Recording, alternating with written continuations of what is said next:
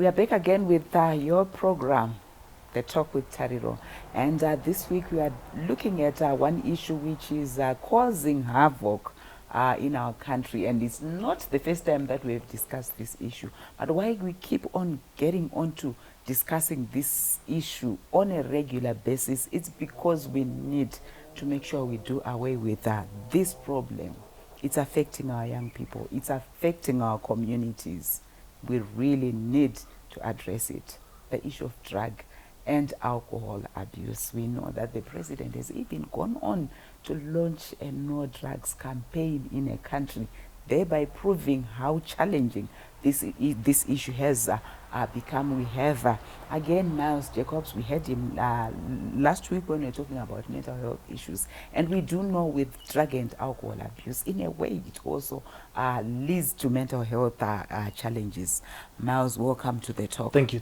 Yes, unpack for us how challenging, how prevalent the issue of drugs and alcohol abuse. I don't know the best way to put it across, but I would say that it's a national disaster. It's a situation where, if we look at previous societies, we look at the West, we look at the Middle East, we have had this sort of phase that we are going through. I like to call it a phase because I have faith that we will go past it. They struggled. It's not a 1 year thing. It's not a 2 year thing. It's not a 3 year thing. And it's not just the young ones who are at risk. It's also the grown ones. And I'll tell you the honest truth. There's no way, Tari, you just wake up and say, I want to try cocaine. There's no way. No way that is possible. Someone has to introduce it to you. You have to be in a circle where you feel maybe I'm missing out. So with the kids, it's mostly peer pressure. With the adults, we are coming out of COVID. And COVID left us with quite a few problems, and we're still dealing with what we suffered during the I mean, we're still there, but what we suffered the past year and the past 2 years, people got to stay at home. So to some extent, COVID is sort of like escalated the situation, because like the Bible says, an idle mind, you know, if you're at home and there's nothing happening, you're bound to go in unhealthy practices. So that's where we are. It's a serious problem, and as parents, I know we are going to come where we're going to start saying, okay, Miles, this is not feasible, it cannot be done. But with the youth, it's just managing their time. We have kids as young as 8. We have kids as young as 7 years who are now taking these drugs. And we've got those situations now. We have we have so many. I think right now we have a child obesity prevention program, which we do in schools. We have now changed it because we really don't have obese kids within the school. We do have underweight kids, but the most important thing that the school heads and is the drug abuse. So we have as low as grade 7s, grade 6s, they're taking these drugs. But for an 8-year-old, really, where are they getting all that information from for them to then even start experimenting? Financial stability is a problem. Financial independence is a problem. So back in the day, you would know that every child would go to school. We have kids who are not going to school, and who are on the streets. And we've gone through a phase where there are people who have made fortunes without attending school. And it has been misinterpreted that I don't really need to school. Look at Miles. He never went to grade 7. He never went to Form 4. He never went to university. But look, he's driving a Range Rover. So where do the drugs come in there? These kids who are on these streets, not doing anything, being idle, they are looking for something to just pleasure themselves. They are young kids. They don't know the implications of what they're doing, but at the same time, they have time to try anything and everything.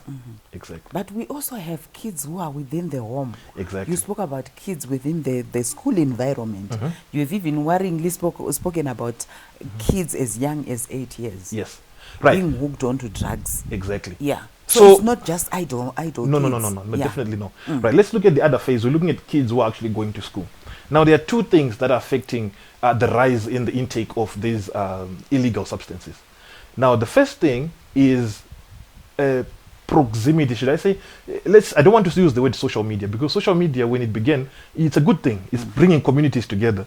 But at the same time, there are sort of things that are not morally correct that these kids can access over social media. And it sort of like triggers when I'm sure if you look at your mental state when you were a kid, you could dare, right? You're like, you know what? I can walk today. I can do this. So that daring ability that you have from your youth sort of like forces you to say, look at this guy. I've seen this on the internet. Let's try this and do this. The second phase is the grown-ups are actually taking the drugs. So charity begins at home, right? Don't ever have a 2-year-old and sleep with them on the bed or do whatever you do in the house and say, it's just a kid. It's not just a kid. They are actually starting to understand, to see things. So if mom and dad are doing this and they're drunk every day, and they're drunk whenever they come to work, they drink. So who am I not to drink?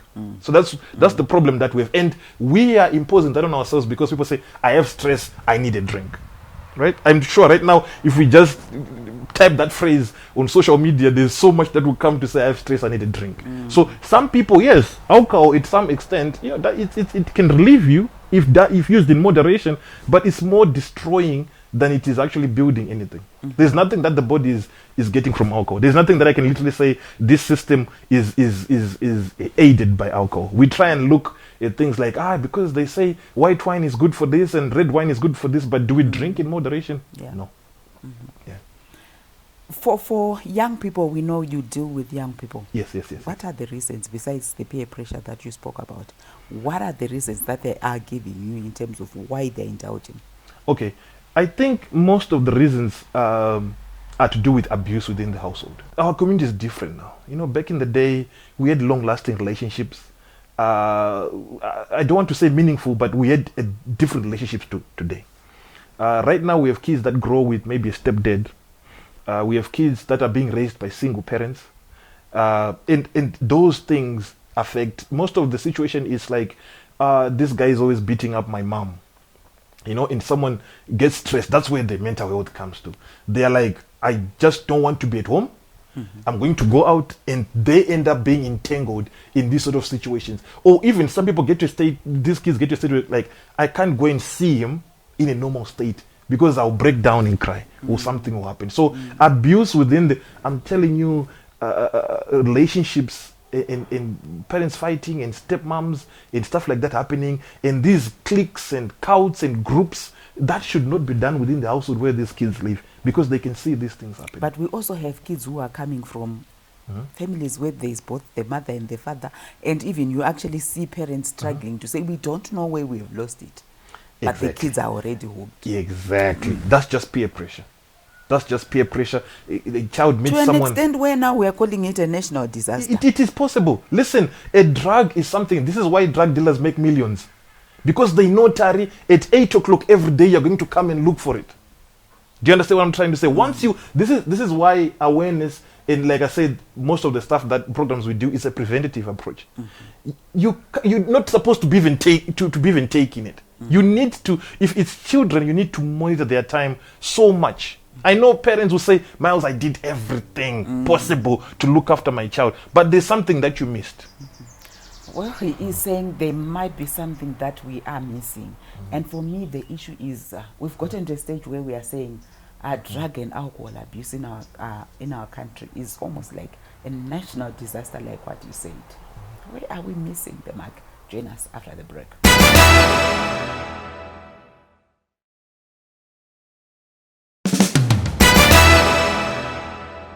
Welcome back. We continue with our discussion where today we are looking at the issue of drug and alcohol abuse and really centering in terms of prevention. So Miles, when we are looking at prevention, and here we are focusing on saying, don't start. Don't start. Right. Raising a man is not a joke. Raising a woman is even harder. So as parents, now it comes back. Last week we spoke about, I'm sure you asked me, Miles, everything is not working. What should I do? And I said, okay, find other things to do. So what we then have now is that culture of saying work, and we don't have time for these children. Now, as a child, I'm remembering me as a child and looking at these young adults that we're working with, they really look forward to their parents. They are inspired by their parents. You know, people talk. That's why you find someone can say, "I grew up with no dad," but they will still look for that dad. Maybe 40 years later, 30 years later, we see our parents as supermans and these superhuman creatures. That okay, if when it comes to dad will solve it, mom will solve it. So, 10 minutes sitting down with your child just to say, "How was your day? What happened?" You are trying to pick up exactly what was happening with this child. Let me tell you something. The way you are putting everything on parents, Yeah, definitely. everything is boiling down to the parents. No. There's no way an 8-year-old is just going to come out of the house and start taking cocaine and stuff like that. They They have are a thinking household. they're getting it from home. They are getting it from somewhere, but they are not. It's not from their own initiative. That's what I'm saying. If they're not getting it at school, they're getting it at home. If they're not getting it at home, they're getting it within the community that they're living in. There is no way a child just wakes up and starts taking drugs. They've seen it somewhere. They've been But introduced that by someone. 8-year-old child is actually hiding those drugs from their parents. Because it is in our essence as human beings to know when you're doing something wrong. You do not, the way we were created, you do not need to see a pastor. You don't need to read the Bible to know this is wrong. So my issue is to then say, when we are talking about prevention, I'm looking at something targeting the young person, because the moment we just say parents, we have lots of parents who are actually struggling with their kids, and they don't even know where it has started. They have laid down everything, the rules, everything within the home, but drug and alcohol abuse is happening. It's prevalent. Exactly. Parents are struggling with their children. We have parents who are even having mental health issues because oh yeah, definitely, because of what the child is doing. So I would want something that's really focusing on the children, because we will be running Tari, away and saying, are you saying the child is just doing it from their own initiative? that's what I want to find out. You work with these children. Where is the problem? Because that's where we want to address. Because as a parent, I'm struggling. I haven't even taken the drugs, but I'm hearing I'm struggling with my child. Already they are all doing all those things. So if we're talking about prevention, I'm looking at an intervention that's targeting the young person. Okay. Where is the problem? Where is it emanating from? Okay. Why is the child taking the drug? That's what. And where is it emanating from? When you mean it's not within the home. Oh, definitely. That's what I'm saying. This is being introduced in the neighborhood, or is being introduced at school. Wherever this child is spending their time, that's where they are getting it from. So manage the kids' time. Manage their time. That's number one. If I manage your time, I know exactly where you are and what you're doing. My child is left home at 7, going to school. Exactly. They come back at 5. And things. Do they finish work at 5? No. Do they finish school at 5? Yes, maybe they are finishing with extracurricular activities. Because here, what I'm looking at, everything you are boiling it down to the parent, to the parent, to the parent. The parent would have done everything. I want something that is child-centered, where we are saying, if I'm talking about prevention, maybe you are telling me as a child, please don't do A, B, C, D. But the moment you move it to the parent, then the child is almost like, they've got no responsibility. Everything has to boil down to the parent. No. They do. Oh, I understand you now. I didn't understand you previously. Right. So it is your responsibility to raise awareness to the child. It is the church, Sunday school's responsibility to raise awareness to these kids. It is any group where this child spends time for them to raise awareness to the kid and tell them continuously that, you know what, this is not good for you. If you find people doing this is just like you teach a girl child that you should never let anyone touch you and stuff like that. How are you interacting with the children in terms of your prevention programs? Right. We have adults, let's say almost close to adults. Right. The first guys, we meet them because maybe the college has a program that is youth mentoring there. So that is easy because we're just going to the college or we're going to high school and saying, listen, can we have kids who are Form 3, Form 4, Form 5, Form 6 or whatever, and can we work with them and raise awareness with them, right? And that's making them understand the dangers of actually taking these substances and where it leads to them. Trust me, these kids want to learn. Trust me, these kids really want to learn. So if you start telling them, they'll listen, especially if it's coming from a different sort of like voice. So if you're saying they'll listen, but we have a national disaster. We don't have enough institutions. We don't have enough people making noise about it. Let's all merge as organizations. Let's all merge as youth organizations, as churches, as parent organizations, as even the neighborhood watch. Let's find time to say, okay, listen, we're going to be talking about this. Our children come and spend time. Find the things that they like. You know, find if they like to be in a park, if they like a picnic setting. And you see with the youth mentoring, when it comes to drug and alcohol abuse, we use lunch and learn sessions. We give them free lunch. Okay? So if you want to catch a road runner, you throw things there so that it comes to you. So lure them. So and they make them come understand. to you, what then do you do with them? Teach them career guidance, teach them self-development, teach them time management, teach them health and nutrition, and make them understand that if you want to be the person that you want to be, if you do A, B, C, and D, you're not going to get there. And also make them understand that nothing stands alone, no discipline stands alone. Whatever you do affects. Yeah, I'm not seeing how somebody who might have already started taking drugs, taking alcohol, and then you're talking to me about career guidance. No. I'll switch off. No. These kids have not taken. This is still awareness. If someone has already taken, then that's a different situation. How do you deal with those? They have to go to guys who are doing alcohol rehabilitation. If someone is already deep in there, they have to go to Alcohol Anonymous, all those organizations that deal with these guys who are already on drugs and they're already addicts. We are talking about kids that don't know about this yet, or kids who are taking alcohol as recreational, but they are not in a situation where they now depend on that. They are not going to school because of that. Join us after the break. We'll continue with our discussion.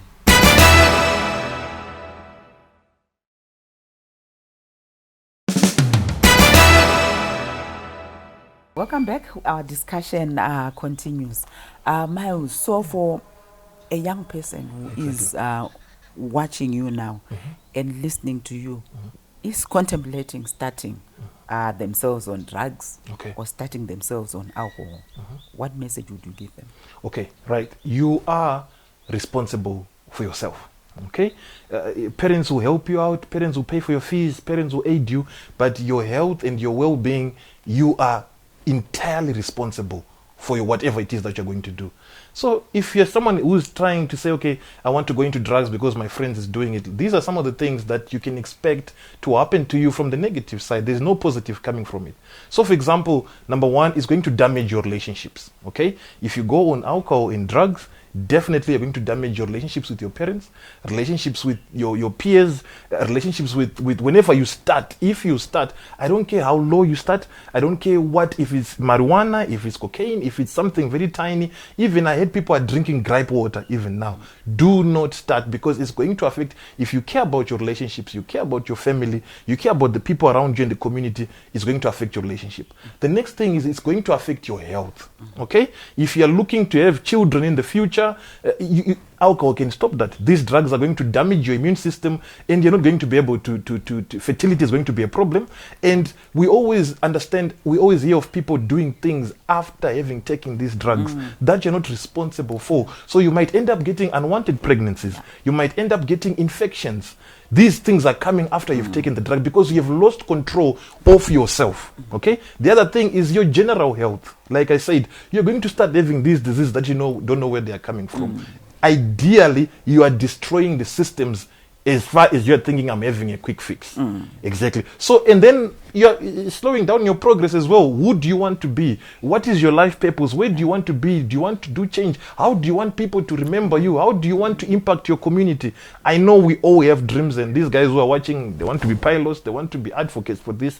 If you take just for that one moment that you say, I'm just going to try this and see how it works, trust me, you have started on a very bad path. And it's not something, a lot of people say, I can just have 2 puffs and then I'll let it go when I don't want to have it.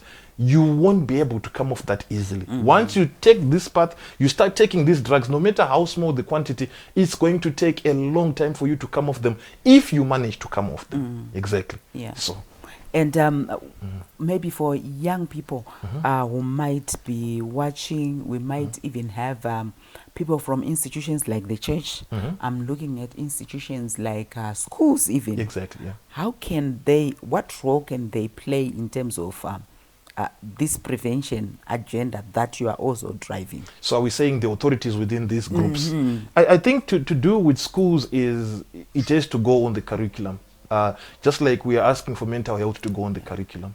I think we have to really be practical with it, and people actually need to see, okay, what is it exactly that is destroying? Bring these drugs, let them see them, bring these drugs and play. Listen, this is what you're going to be taking. If you find yourself under pressure because ABC is taking them, these are the problems that you're going to face if you take these drugs. The guys in the church, we know church is always there to help us. I think they also need to come in, and I know there's a lot of youth conferences, youth this, youth that. If there's no one who is sort of like qualified to give sort of like tutorials on this, they can always invite people like us and other guys who are in the industry to come and talk to the church whenever there's a youth conference, when they're talking about relationships and growing up and stuff. This should be focal whenever there is a youth gathering. Whenever there's a youth gathering, there should be something like this. Let them hear it all the time. Yeah. And in terms of these drugs, we have hard drugs.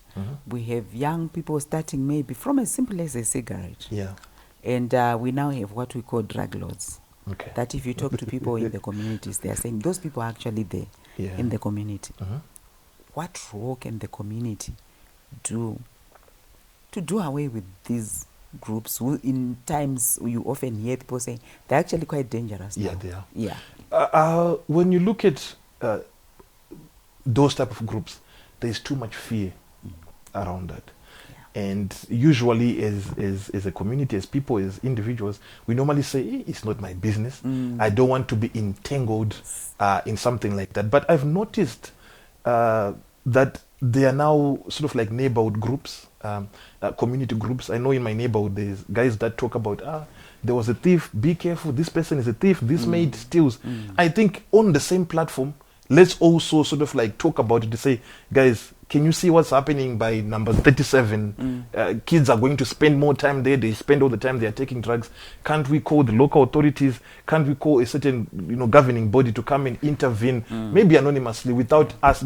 We can't really advise people to go and confront those people because they are very dangerous. And they are using it as a way of making money. And we understand what drugs and money, there's always killing of people and beating up of people. And for maybe parents who are watching you, yes, we know you are talking about prevention. Is there something like secondary prevention? Or even for kids, they've already started, but might want to then say, I want to stop. Is there a way that somebody who has already started can be assisted? Are these parents already knowing that their kids have started, or they still need to find out if the kids maybe they know that the kid has already started, they've tried everything, but in terms of just saying, where do I take my child? They are hooked already, they are struggling already. Or I'm a child, I'm watching you, I had already started, but I don't know how to stop. And you can't access those Alcohol Anonymous places, and you can't access I don't even know that they exist. Yeah, I think when you have a situation where the parent knows that my child is taking drugs, the first level is to actually let them know that what they're doing is wrong. But there comes a time when the child can no longer listen to whoever is advising the child that this is the problem. That is where I think there's no other way. The parent has to sort of like reach out to where the child spends time, reach out to a mentor. Maybe there's a certain place or a certain someone that the child listens to. It can be within the family, it can be within the church. And then obviously if that doesn't work, then we now need to sort of like engage a professional, maybe rehabilitation and stuff like that. So what are these rehabilitation places that are there? You have quite a lot. You have Alcohol Anonymous. I think they concentrate mostly on alcohol. Young adults who are on alcohol, and they don't need to know who you are, and you're just calling, and then they help you come off the drugs. Does this help though, Miles? Because that's one question that I have. We have all these institutions. We hear people talking about rehab. When let's say a child is addicted, and you put them in rehab, does it really work? Yes and no. Because we often hear of relapses and all. Exactly. Yes and no. Because when a child goes to a rehab center, for a certain period of time, they will learn to not live with that addiction. but that trigger cannot be eliminated. So sometimes when they do come out, you find cases of, you know, maybe something triggered that, or a statement, or something mental, or something a child experienced, or let's say the child went on drugs because of something. If they encounter that again, they are bound to go back, and when they go back, you can't really do anything about it. So the best is actually not to start. Exactly. That's why with all the programs, like I say, prevention is better than cure. When it gets to it's very difficult to bring someone back. I think if we do most of the work early, we can stop ourselves from expensive situations later on. Indeed, I think if you're a young person and you listened to Miles, take-home message is, it's better not to start. Like you heard from him, yes, rehab centers are there, but it is very difficult for you to actually come back. Until next week, it's goodbye.